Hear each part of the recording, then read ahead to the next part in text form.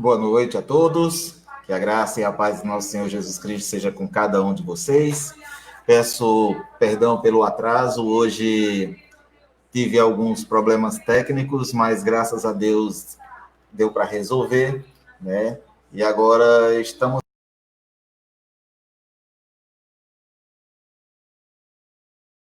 com a palavra de Deus ao seu coração, tá certo? É um dia de reflexão, é um dia de muito, como é que eu posso dizer assim, de muita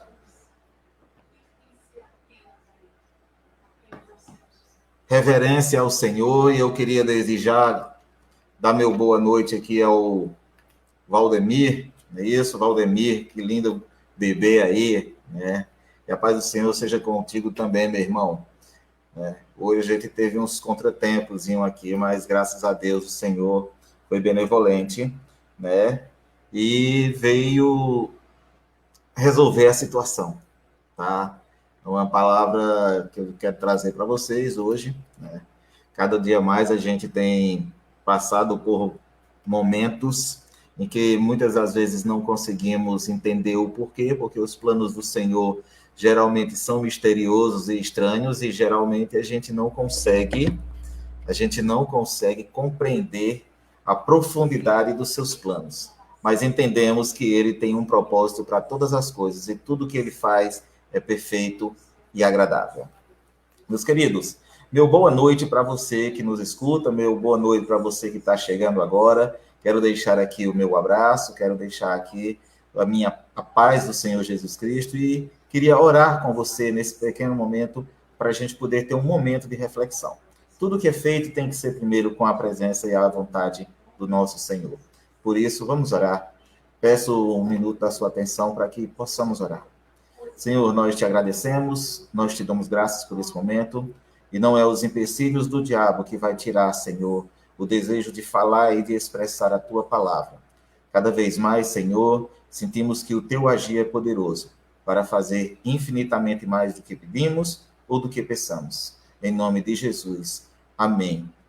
Amém, irmãos. Meus queridos, as batalhas do dia a dia têm sido constantes, né? Tem sido constante em todo tempo e lugar que nós estamos, seja no trabalho, na família, seja onde quer que estejamos, sempre vem batalhas espirituais. Mas eu quero deixar desde já uma esperança para você, tá? Eu quero a nossa palavra aqui como missionários do reino, na verdade, né? É trazer essa palavra de convicção, de não deixar de acreditar nesse Deus que é puro, rico e maravilhoso.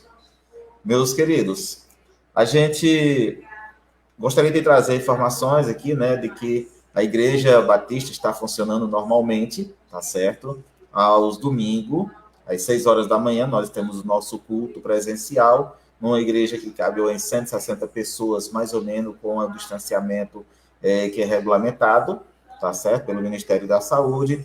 E queria convidar você a se fazer presente, tá certo? Qualquer hora, para estar conosco, para poder estar adorando o nome do nosso Deus. Queria também, nesse momento, dizer que nas quartas-feiras também temos o culto, né?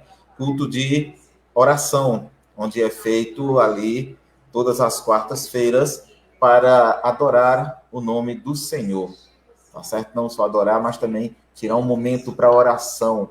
Muitas das vezes nós temos tirado o foco dos nossos dias, e por isso que as tribulações muitas das vezes não conseguimos enfrentar, porque nos falta intimidade para com Deus, né? Nós não temos aquela intimidade para com Deus, para estar ao lado dele. Mas eu quero dizer para vocês que o bom de Deus é que ele nunca nos desampara a gente, nunca se afasta da gente, apesar da gente se afastar dele, né? Mas Deus está sempre próximo. O Senhor Jesus nos prometeu isso.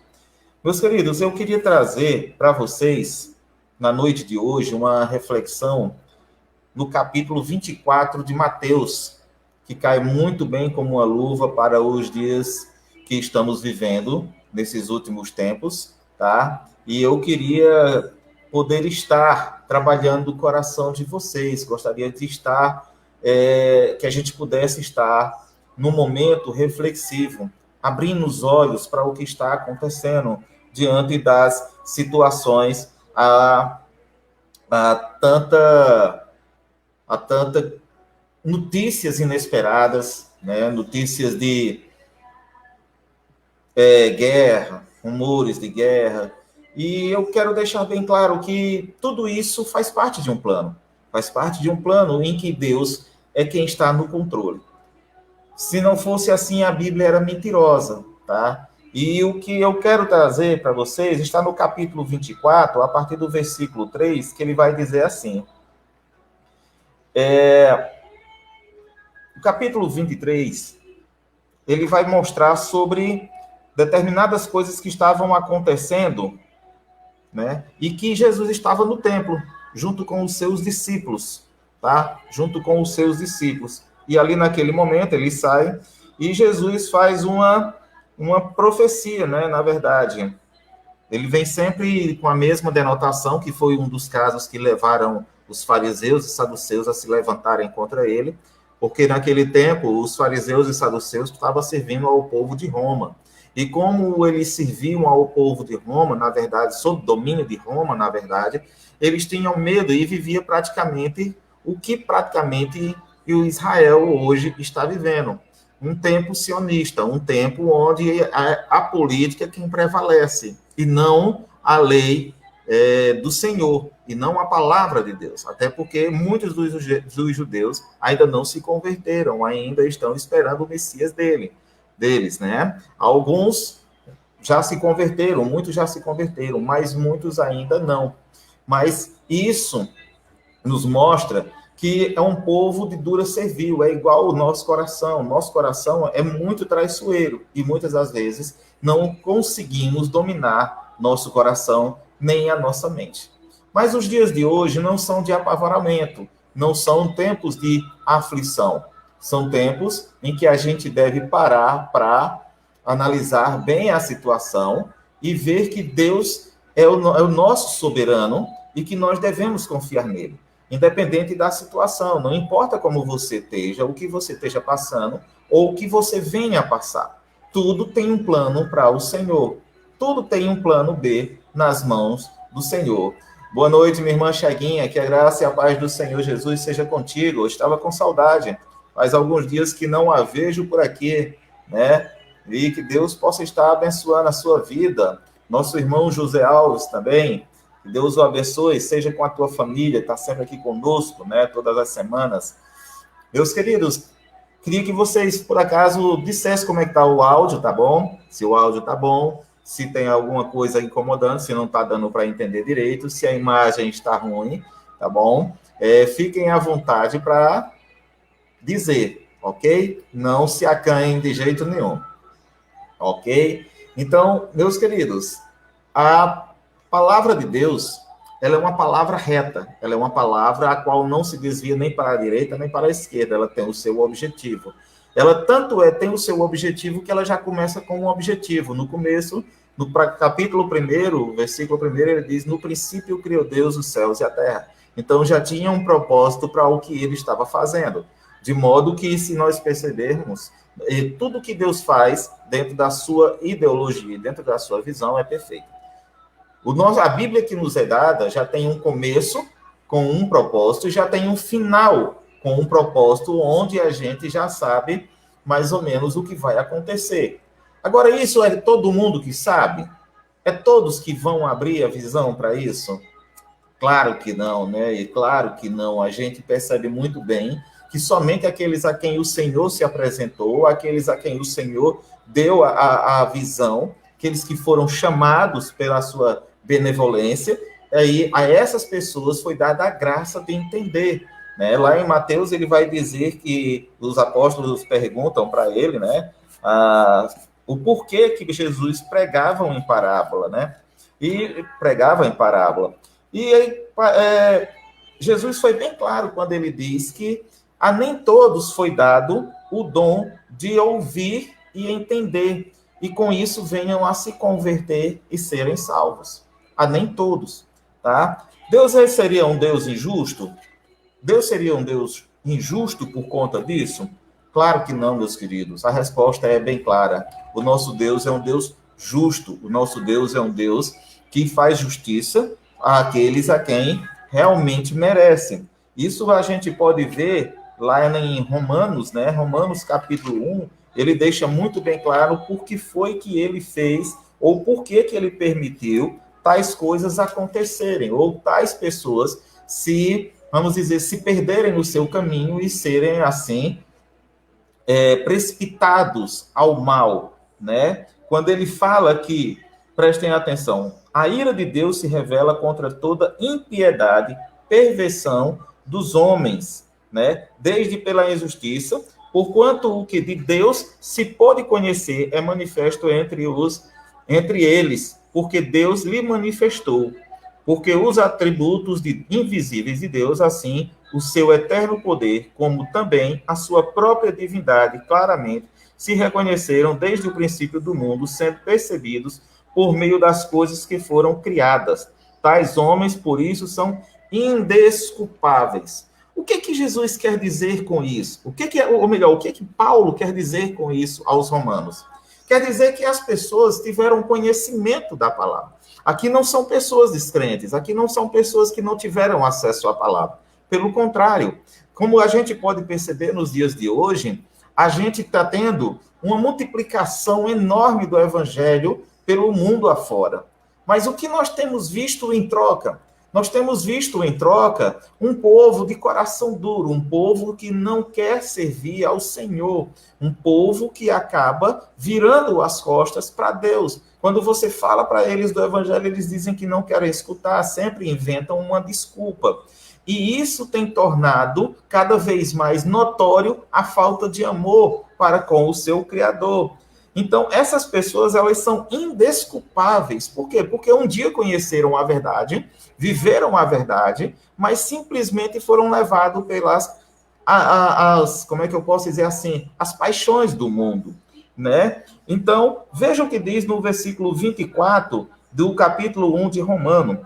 Por isso Deus entregou tais homens à imundícia, pela concupiscência do seu próprio coração, mudaram a verdade, ou melhor, para desonrarem o seu próprio corpo. Vou repetir para vocês. Por isso, Deus entregou tais homens para a imundícia, pelas concupiscências de seu próprio coração, para desonrarem o seu corpo entre si. Então, vocês vejam que, na verdade, não foi Deus quem os provocou, foi o homem que se deixou levar-se pela dureza do seu coração. E por isso Deus o permitiu que eles simplesmente fossem precipitados à destruição. Como veja no capítulo 25.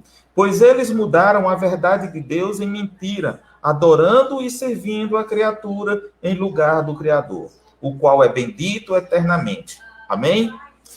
Meus queridos, os dias hoje não são dias bons como todo mundo tem visto. Todo mundo tem visto muitas coisas acontecendo. Mas por quê? Porque justamente essas coisas que levaram o homem a se afastar de Deus também o tornou um Deus qualquer. O tornou um Deus... Texto encontrado no local. Opa, perdão. O tornou, Deus permitiu que tais coisas aconteçam. E por isso a ira de Deus vem sobre essas pessoas. Tá? Tal como a gente percebe no capítulo, ou melhor, no Antigo Testamento, que Deus foi obrigado, né, a destruir aquele povo.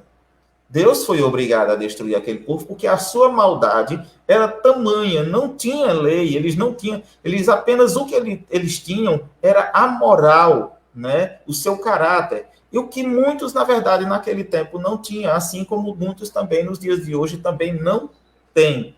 E por isso a arca está já se fechando, a porta. E muitos estão vivendo. Por isso que Jesus diz que nos dias que antecederem a sua vinda vão ser igual nos dias de Noé. As pessoas não vão estar nem aí preocupadas com o grande dia do Senhor. As pessoas não vão estar ligando para o dia do Senhor. Por quê? Porque cada um vai estar querendo viver a sua vida. cada um no seu trabalho, cada um na sua vida pessoal, se satisfazendo com o seu egocentrismo, achando que já tem condição, tem um carro, tem uma esposa, tem seus filhos, estão vivendo a sua vida naturalmente e estão esquecendo de favorecer aquele que é o Rei dos Reis e Senhor dos Senhores. Por isso vem também sobre ele tamanha maldade, porque a porta vai se fechar. Eu sei que é uma palavra dura, mas as portas estão se fechando.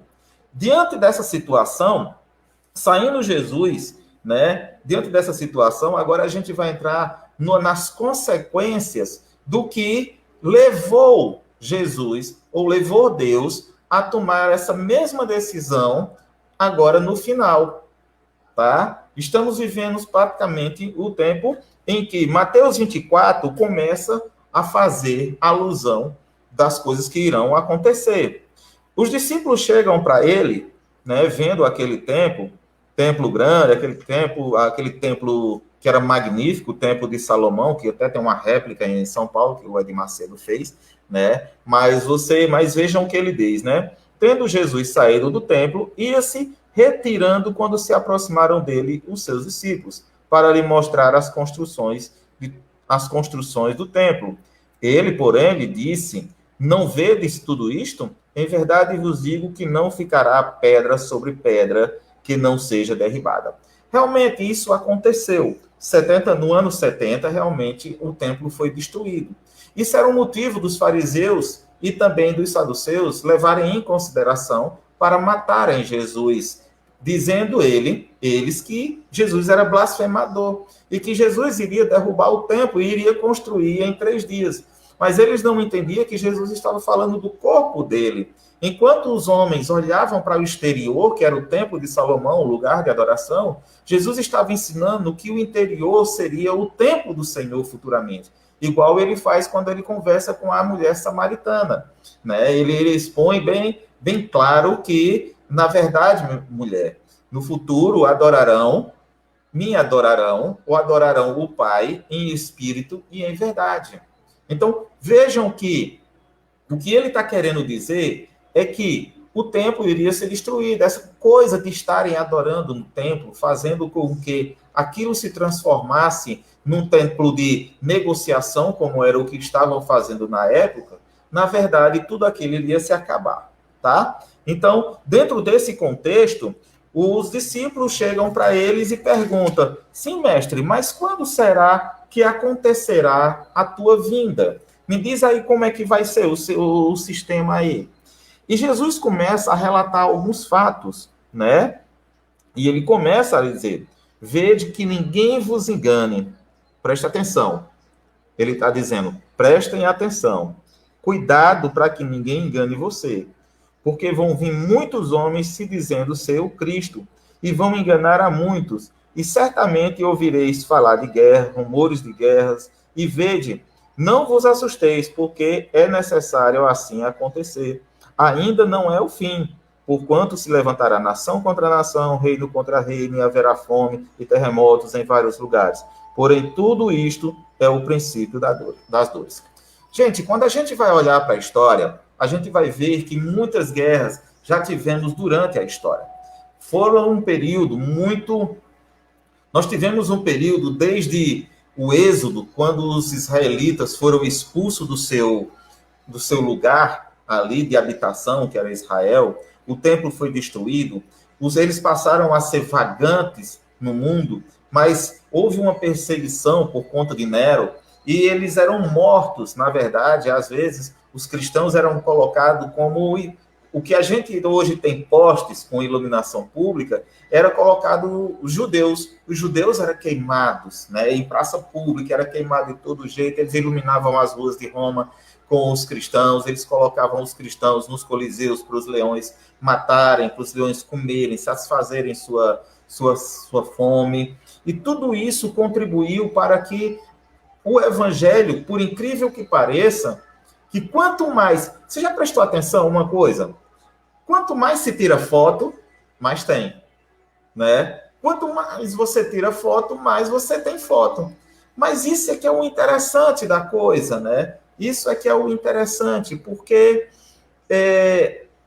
quanto mais se matavam os cristãos naquele tempo, mais se tinham cristãos crescendo a evolução.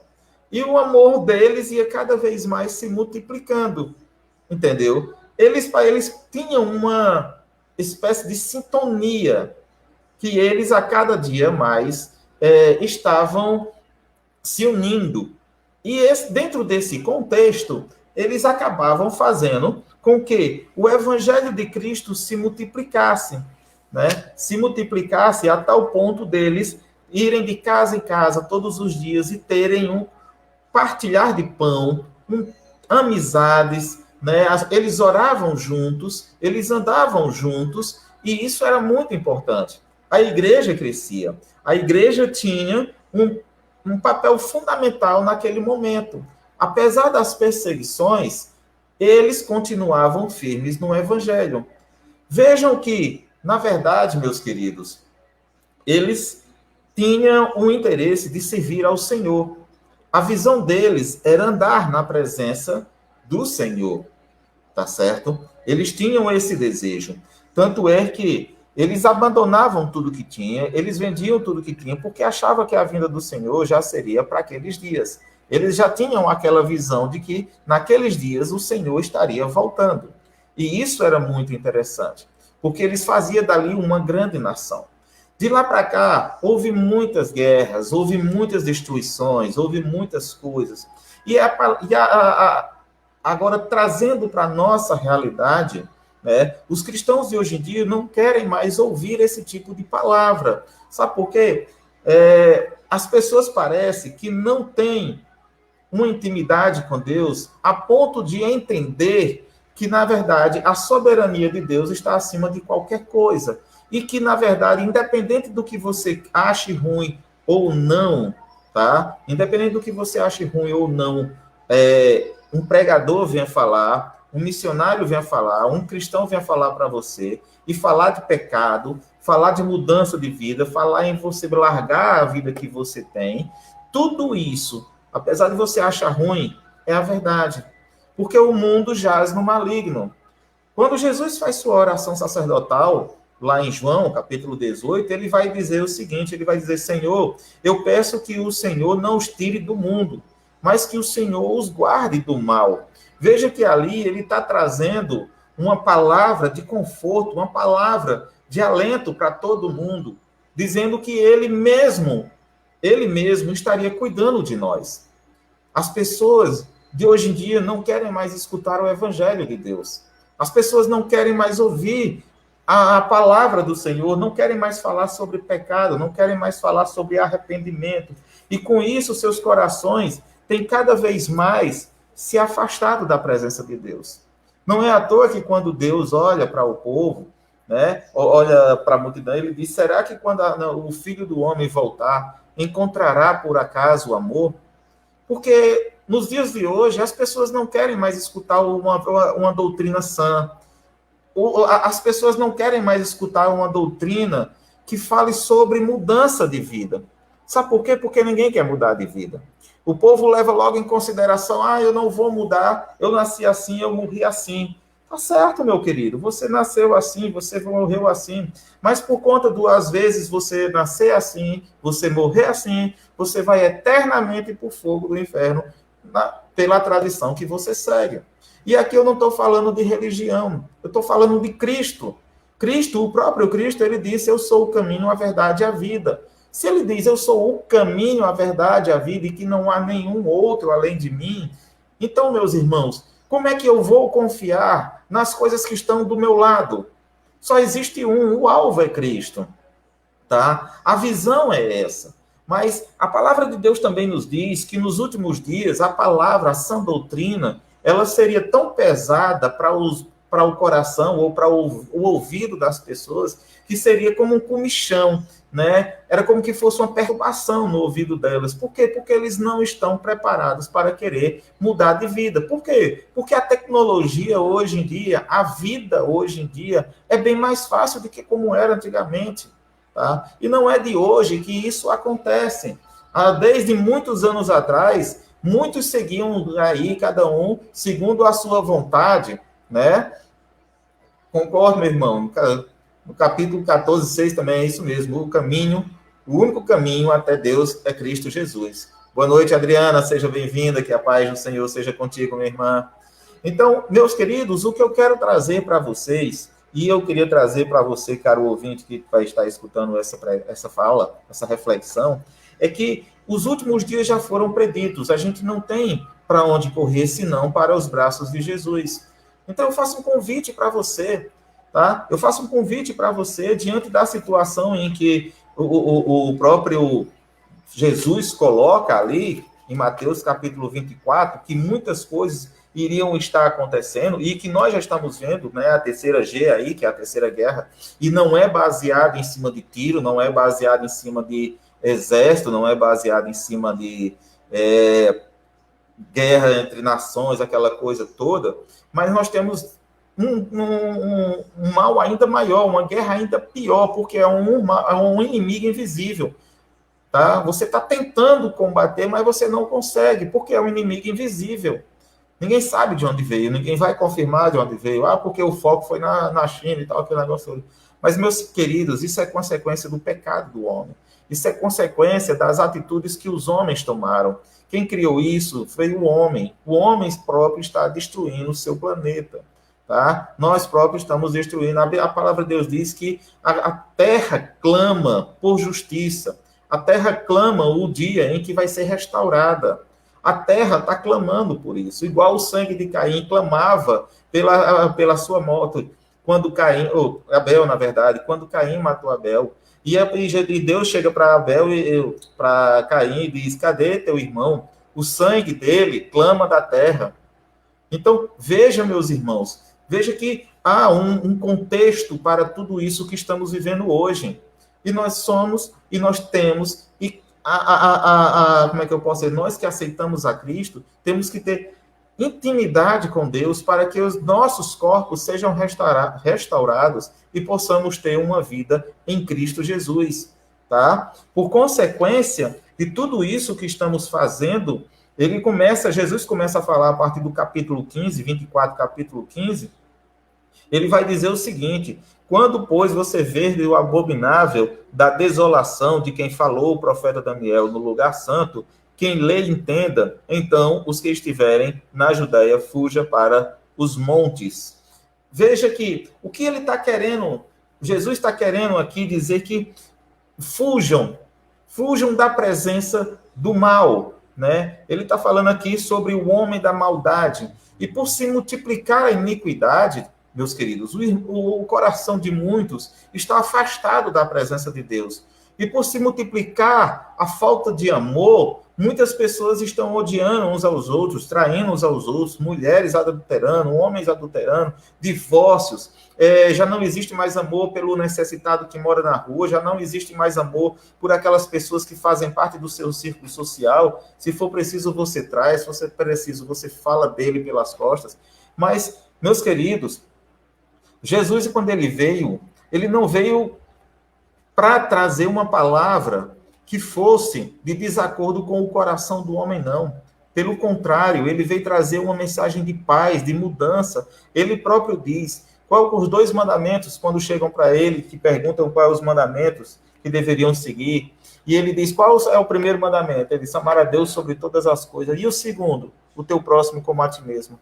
A palavra de mensagem que Deus vem trazer, que Jesus veio trazer, Jesus, Deus homem sobre a terra, veio trazer, o Filho, foi que nós tenhamos uma metanoia, que nós não nos acostumemos com este século, que nós não vivamos segundo as orientações de que esse mundo nos ensina. Esse mundo é mau. Esse mundo só vai trazer para você destruição.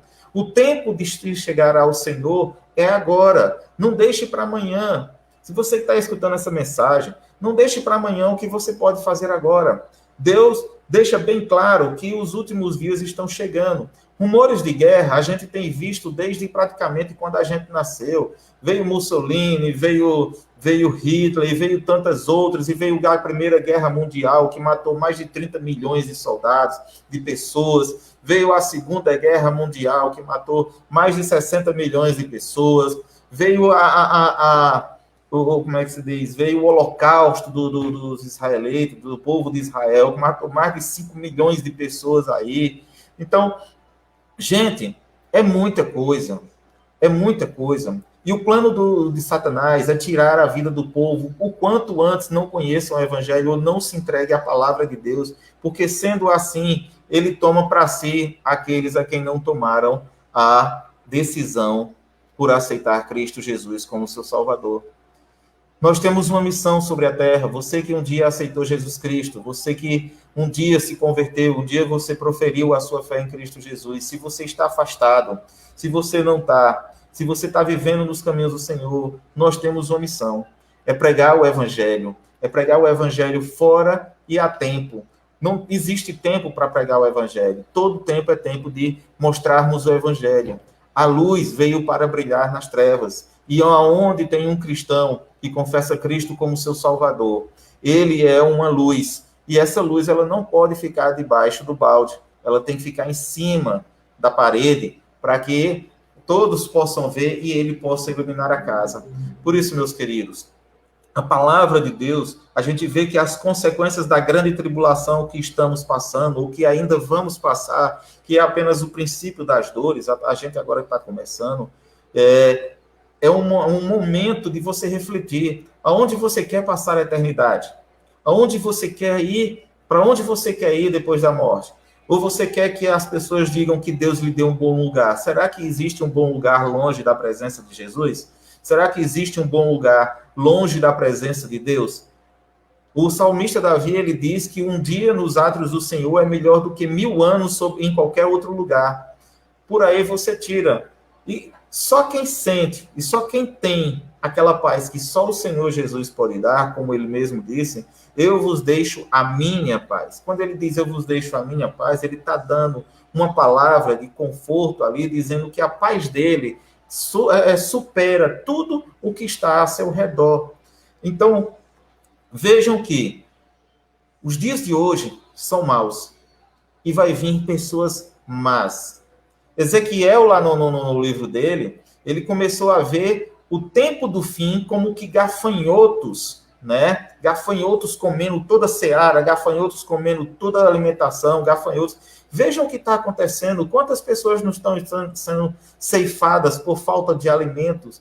As coisas estão começando, os preços estão começando a ter altas. Antigamente, você fazia uma feira com R$ 300, você trazia praticamente um carrinho cheio. Hoje você compra R$ 600, vem pela metade. Então, tudo isso é bíblico. A palavra de Deus diz que nos últimos dias, 1 quilo de feijão, 1 quilo de arroz praticamente, custaria um dia de salário. Quer dizer, você tinha que trabalhar um dia de salário, tá? Para poder comprar 1 quilo de arroz. No outro dia você comprava 1 quilo de outra coisa. E assim por diante. A tendência das coisas é fazer com que aqueles que não têm condição, eles sejam praticamente exterminados. A visão dos senhores do mundo é de fazer com que o pobre fique cada vez mais pobre e o rico cada vez mais rico, né? E nessa bola de neve que se cresce, os cristãos são os mais prejudicados. Não diria prejudicados em sua totalidade, porque nós não vamos nos render, tá, a esse governo que vai se levantar, ou que está se levantando, ou que alguns dizem que já se levantou, e que estamos esperando agora só mesmo o seu posicionamento, tá certo? Então, existem coisas nos bastidores que estão acontecendo, que são muito pesadas, mas o que eu quero dizer para vocês é que não baixem a cabeça, você que é cristão, orem, busque a presença de Deus, intimidade com Deus, busque o Senhor todos os dias, agradeça ao Senhor pelo ar que respira, viva na presença de Deus, não ande longe do Senhor, procure andar com pessoas que salmodiem, que falem coisas santas, que falem coisas que façam seu coração se alegrar na presença de Deus.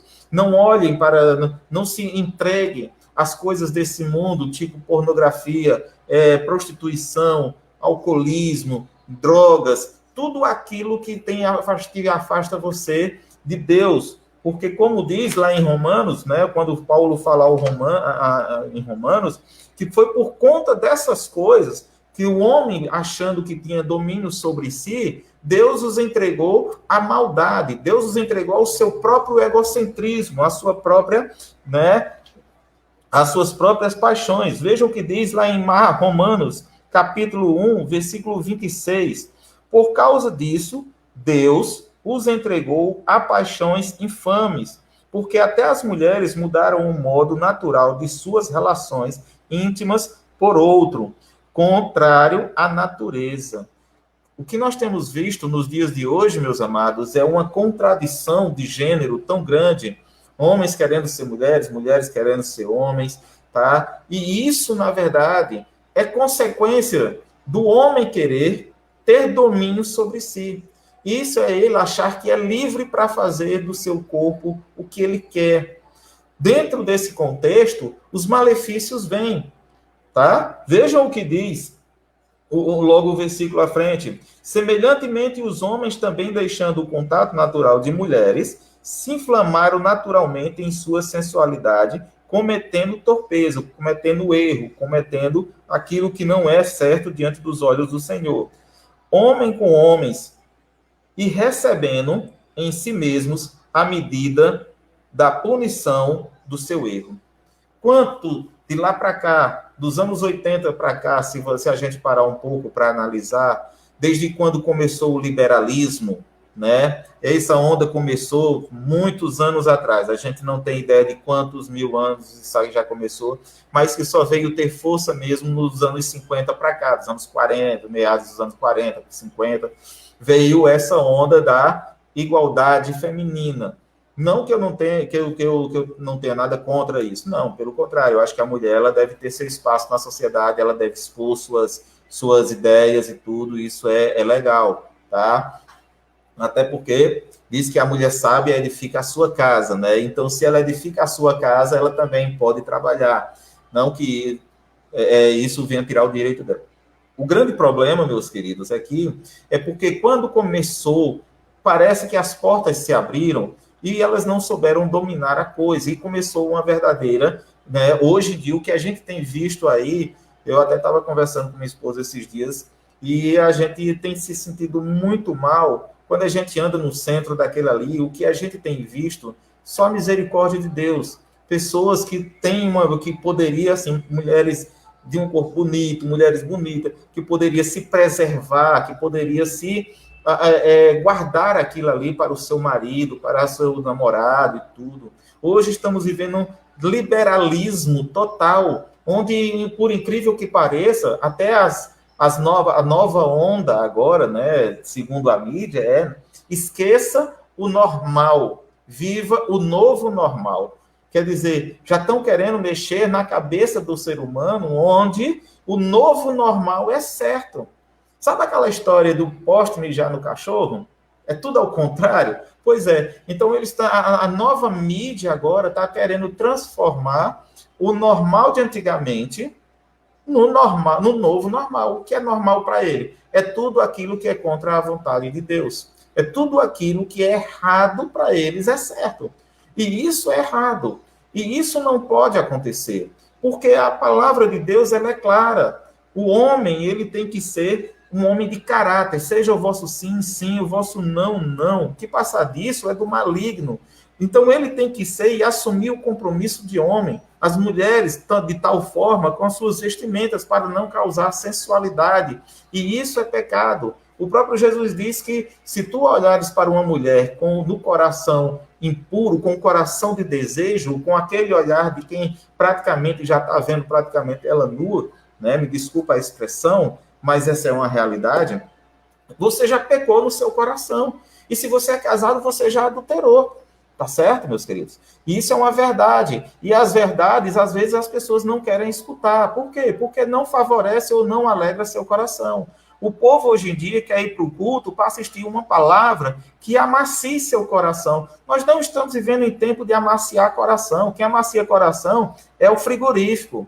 Ele é quem pega a carne dura para amaciar. Nós não estamos vivendo esse tempo.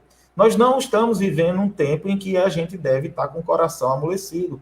Nós devemos ter um coração santificado, é diferente, separado. A palavra santo, né, ao contrário do que muitos acreditam que é para obrar milagres, santo significa separado, algo que foi tirado para adoração, algo que foi para colocar-se na presença de Deus. Mas as pessoas não querem mais escutar essas palavras. Sabe por quê? Porque essas palavras, na verdade, o que é que vai acontecer? Essas palavras vão tocar no seu coração e eles não querem ser agredidos. Eles não querem reconhecer o pecado. Eles não querem ver que pecaram. Eles não querem saber de se arrepender. Por quê? Porque os prazeres do mundo é mais gostoso, né? Então, veja, o próprio Paulo, ele continua falando, né? E por haverem desprezado o conhecimento de Deus, o próprio Deus os entregou a uma disposição mental reprovável para praticarem coisas inconvenientes, cheios de toda injustiça, malícia, avareza, maldade, possuídos de inveja, homicídios, contenda, dolo e malignidade, sendo difamadores, caluniadores, aborrecidos de Deus, insolentes, soberbos, presunçosos, inventores de males, desobedientes aos pais, insensatos, perfídios, sem afeição natural e sem misericórdia. Vejam a expressão que ele usa quando ele diz sem afeição natural. Você nasce com uma característica, tá? Você tem tudo para dar certo na sua vida, mas você muda sua característica, sua afeição natural. Por quê? Porque ninguém vai ver mais aquele amor que há em você. Você está fazendo, às vezes, tá? De maneira, como é que eu posso dizer? Na busca de conseguir algo em troca, é uma barganha. Eu vou ajudar fulano porque lá na frente ele pode me ajudar nisso. Tá? As pessoas não têm mais aquele interesse de fazer as coisas por amor, igual Jesus fazia. Jesus fazia sem esperar receber. Né? Eu fico imaginando a cena ali daquele coitado, daquele paralítico no tanque de Betesda. Há muitos anos ele vivia ali e, coitado, não tinha condição de ir até o tanque quando o anjo balançava ou borbulhava a água. Né? Pelo contrário, o que acontecia? Ele disse que toda vez que corria, ou melhor, tentava correr, né? Que o coitado era um aleijado, né? Então, não é nem coisa a gente tá rindo, gente, mas é porque a cena é muito interessante quando você olha no seu contexto, Jesus chegando para ele perguntando: você quer andar? Você quer sair dessa situação que você está vivendo? Você quer, por acaso, chegar ao ponto de estar andando como eu e como todo mundo aí, correndo, brincando? E é interessante que Jesus já sabia da resposta dele, né? Jesus já sabia da resposta dele. Mas Jesus perguntou. Assim como nós devemos evangelizar as pessoas, mesmo sabendo já do evangelho. Por quê? Para saber o seu coração, a sua intenção. Tá? Então, o que aquele coitado diz? Ele diz, sim, Senhor, quero. E Jesus vai lá, diz, toma o teu leito e anda. E vai para casa. Mas o que é mais interessante nisso, quando a gente vai no contexto, no íntimo da história, a gente vai entender que o que aconteceu ali foi uma comoção de fé, ou melhor, uma comoção de compaixão.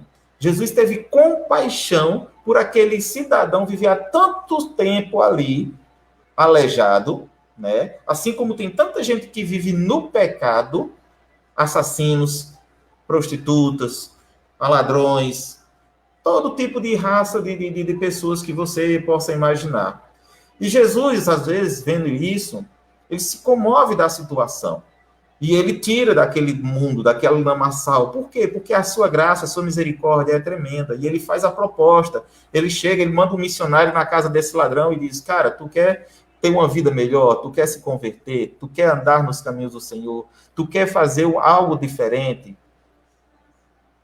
Então, quer dizer, mesmo sabendo que a resposta dele vai ser não, muitas das vezes, mas que vai ser sim, provavelmente, nós vamos lá, como missionários, levar a palavra, porque nós conhecemos o Evangelho.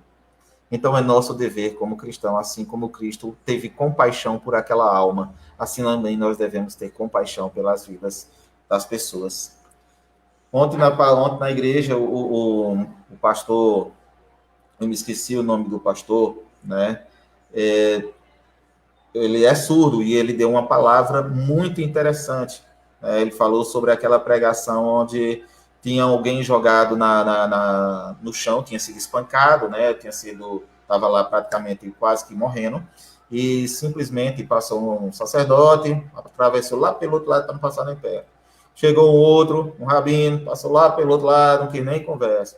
Passou um coitado que não tinha nada a ver com a história e tudo aquele negócio todo, não sabia nem de que religião era, ninguém sabe até hoje nem quem é esse cara, e simplesmente era apenas um vendedor, né, praticamente, naqueles tempos tinha muitos vendedores que viajavam, e passou e colocou aquele homem em cima do cavalinho dele, do jumentinho dele, levou para uma hospedaria e lá deixou e pagou toda a despesa do tratamento dele. Então, de que vale você ter tanta religiosidade? De que vale você conhecer tanto a Bíblia se você não faz nada pelo seu próximo? De que adianta? Veja que o rabino passou, o sacerdote passou, o fariseu passou, todo mundo passou, ninguém deu atenção. Uma pessoa que não tinha nada a ver com a história sobre talvez religião, que ninguém sabe nem quem é essa pessoa, chegou lá e foi lá e fez o que era certo. Não que eu estou dizendo que as obras é quem vem a salvar as pessoas ou quem vem a fazer a diferença na vida das pessoas, porque, na verdade, as obras, elas só mostram o tipo de pessoa que você é. Ela só reflete a imagem de Cristo que você é. Ela não é ou não traz salvação para a sua vida. As indulgências não traz salvação para a sua vida. A caridade não traz salvação para a sua vida. Os bons atos não trazem salvação para a sua vida. Ele apenas demonstra que tipo de caráter você tem. E qual é o seu caráter? É do que anda com Cristo e faz a sua vontade? Ou é do caráter que vive para você e para você? Então, isso a gente deve analisar, tá? Que quando Jesus começa a falar sobre tudo que estamos acontecendo e o princípio das dores, ou sobre as dores que estamos passando, sobre esse terremoto que agora, eu acho que cada um está vivendo a sua vidinha ainda na boa, né? Está vivendo na boa, beleza. Mas vai chegar um tempo difícil. Não quero atormentar ninguém, pelo contrário, é motivo de alegria. A palavra de Deus diz: alegrai-vos quando vos perseguirdes, porque vocês estão fazendo a coisa certa. É ruim é quando ninguém reclama de você falando do evangelho, tá? Isso é que é ruim. Por que você não fala do evangelho pra gente, né? Então, assim, isso é que é chato. É melhor eles se incomodarem com você falando do evangelho para quando for no dia do julgamento, eles não terem a desculpa de que não foram evangelizados, do que você se calar e eles olharem para você e dizer: fulano conhecia o evangelho e não falou para mim. Entendeu como é? Então, a coisa é bem mais do que o que a gente possa imaginar. Por trás dos bastidores, por trás das cortinas, existe um Deus olhando para a gente, existe também Satanás olhando para a gente, e Deus tentando guardar as nossas vidas, tentando não, guardando as nossas vidas, porque o maligno está tentando todo o tempo destruir as nossas vidas. Destruir a nossa fé, destruir o nosso casamento, destruir o nosso relacionamento com Deus, destruir o nosso trabalho, destruir a nossa autoestima, destruir tudo quem somos ou que conquistamos. Não digo que conquistamos materialmente, que isso aqui de nada vale. Futuramente, isso aqui, a gente for arrebatado, louvado seja o nome do Senhor, que eu espero. Então, quando a gente for arrebatado, nada disso a gente vai levar, tá? Então, meus queridos, a mensagem que eu digo para vocês é isso.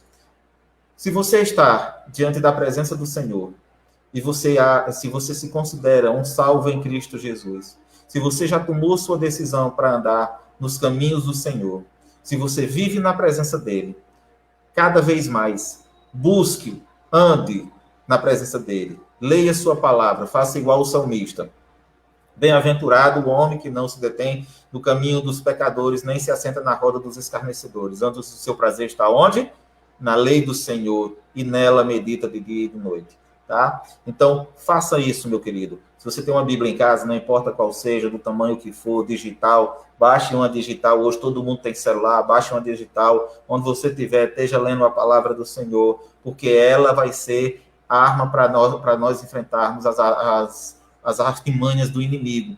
E ela é o único alimento para o nosso espírito. Meus irmãos, eu quero deixar essa palavra com carinho para você, tá certo? Com muito temor e tremor diante da palavra de Deus, porque quando trazemos uma palavra, a gente também é responsável por ela, e quero que seu coração se regozije nas tribulações, seu coração se regozije quando vier as tribulações, porque o Senhor diz que mais vale sofrer por ele do que viver uma vida de gozo sem a presença dele. Paulo aprendeu isso nas costas, Pedro aprendeu isso nas costas, né? E muitos outros aprenderam isso apanhando, dando as suas vidas, sacrificando-se por amor a Cristo. Então, o que eu digo é: andem na presença de Deus, se santifiquem cada vez mais, busque o Senhor, porque os dias estão próximos, tá? E eu quero agradecer a presença de cada um que esteve aqui comigo, né? O irmão George Ulisses, grande homem, que Deus abençoe esse homem de Deus. A doutora Suerda também, sua esposa. Pequeno Vinícius, seu filho, né? Tá certo? Agradecer ao Valdemir, que o Senhor esteja abençoando você, Valdemir, a sua casa, a sua família. A irmã Chaguinha, que a graça e a paz do nosso Senhor Salvador seja contigo e com a tua casa, minha irmã. E que todos nós possamos ter uma semana que se inicia hoje, né? Hoje, 26 de outubro, né? Já estamos praticamente chegando no final do ano. Quem diria, né, que o ano praticamente começou ontem e hoje já estamos no final do ano. Mas isso é para que se cumpra também as profecias do Senhor, quando diz que os dias iriam ser abreviados. E se não fossem abreviados, talvez nem os eleitos aguentariam tamanha tribulação. E louvado seja Deus. Não sei se vocês estão percebendo, mas o dia mal começa quando a gente se acorda, se levanta para trabalhar, já volta para dormir, né? A coisa está mais ou menos assim, tá certo? Mas, meus irmãos, eu queria orar por você, tá certo? Eu queria orar nesse momento para a gente encerrar a nossa fala, nossa reflexão de hoje e pedir a Deus que Deus possa estar sustentando a vida de cada um. Realmente, meu irmão, é um ano de luto, tá? É um ano de luto, irmão Valdemir. Mas a nossa alegria está no Senhor, tá? A nossa alegria está no Senhor. É um ano de luto para aqueles que perderam seus entes queridos. Disso a gente não pode negar, tá? Isso é um pesar no coração de todos. Eu não perdi ninguém nessa pandemia, mas houve pessoas que perderam. E eu vou ser sincero para vocês.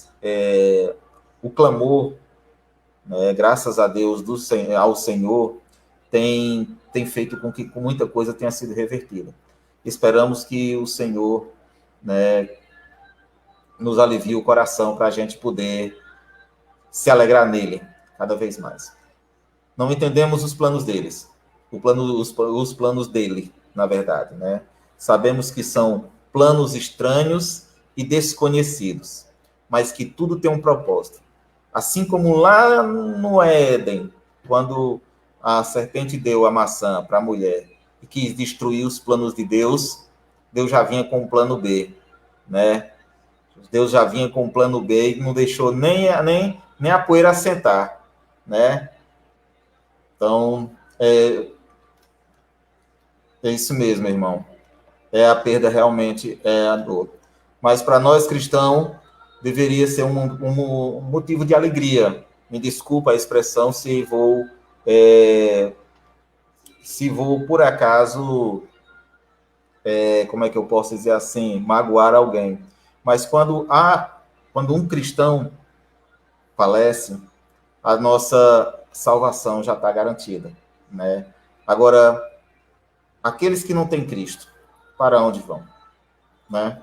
Então, vamos orar por essas famílias, vamos orar por as famílias que perderam seus entes queridos, por aqueles que estão nos hospitais, para que possamos vencer isso, confiando em Cristo e sabendo que lá no final, a nossa alegria e o nosso gozo, o nosso regozijo será pleno. Amém? Senhor, nós te agradecemos por este momento. Te agradecemos pelas palavras que o Senhor coloca no nosso coração para trazer ao povo e que o Senhor, meu Deus, possa cada vez mais falar ao nosso coração aquilo que o Senhor pretende para as nossas vidas. Senhor, tu és exaltado, tu és glorificado, tu és benevolente. A tua graça, tua misericórdia excede todo grau de entendimento, meu Deus. Não há um que se compare ao Senhor sobre os céus e sobre a terra. Não há um que seja como o Senhor e que faça as maravilhas que só o Senhor faz. Em nome de Cristo Jesus, quero te pedir, Senhor, por aqueles que estão encarcerados, por aqueles que estão encarcerados ainda, presos a uma tradição, que o Senhor venha quebrar essas barreiras, que o Senhor venha quebrar essas cadeias, que o Senhor venha libertar essas vidas e que o Senhor venha trazer paz a seus corações. Venho te pedir também pelos encarcerados, presos por algum motivo, Senhor, sabe o Senhor quais foram, mas que o Senhor, Pai, possa estar ali administrando a tua palavra, o teu amor, Senhor, para aqueles que já conhecem a tua palavra e já se converteram ali dentro, para que possam trazer luz àquele ambiente de trevas, meu Deus. Peço por os enfermos, ó Senhor, que o Senhor, Pai, possa estar cuidando de cada um e dando assim também esperança no coração dos seus familiares. Que cada um que esteja enfermo nesse momento, Senhor, seus familiares possam sentir esperança de vê-lo andando de volta, Pai. Tira, Senhor, aqueles que estão na UTI, ó Pai. Dá um renovo de vida, de esperança, ó Pai, para seus familiares. Para aqueles que perderam, que o Senhor refrigere seus corações e faça deles, ó Pai, pessoas confiantes na única autoridade que pode dar vida e também pode tirar. Que o Senhor, Pai, possa estar ministrando, Senhor, a tua palavra no coração de cada um daqueles que escutam o teu evangelho. Não um evangelho pregado apenas em cima de um versículo, mas aqueles que pregam com sinceridade, aqueles que pregam com honestidade, aqueles que pregam com sabedoria, aqueles que pregam com temor e tremor ao teu evangelho e à tua palavra e à tua presença. Pai, em nome de Jesus, peço pelos missionários espalhados pelos 4 cantos da terra, meu Deus, que eles venham, ó Pai, em nome de Cristo Jesus, ser abençoados, ó, protegidos, guardados pelo teu poder, e que onde eles chegarem, Senhor, eles possam levar luz aos perdidos, Pai. Em nome de Jesus, eu oro e te agradeço por cada um daqueles que entraram para escutar essa reflexão, essa live, meu Deus, que o Senhor os abençoe também, que o Senhor traga paz aos seus corações, que o Senhor, Pai, possa tocar cada um, se for cristão, meu Deus, que o Senhor cada vez mais, Senhor, segure nas mãos deles, para que eles não venham, ó Pai, se desprender como crianças, mas que seus corações e seus ouvidos e a sua mente possam estar abertos para ouvir o teu santo evangelho. Em nome de Jesus Cristo, aqueles que não forem e forem de qualquer outro tipo de visão religiosa, meu Deus, que o Senhor, Pai, possa transformar seus corações. Em nome de Cristo Jesus, abençoando a sua casa, abençoando seus filhos, abençoando a sua vida pessoal, e que em nome de Jesus, esse amor que só o Senhor tem para dar e compartilhar, seja nos dado para que possamos assim pregar o teu evangelho em todo tempo e lugar. Em nome de Cristo Jesus, eu oro e agradeço. Meus queridos, uma boa noite, fiquem com Deus e até próxima segunda-feira eu estarei aqui de novo para a próxima reflexão com você. Tá certo? Uma boa noite e que Deus os abençoe.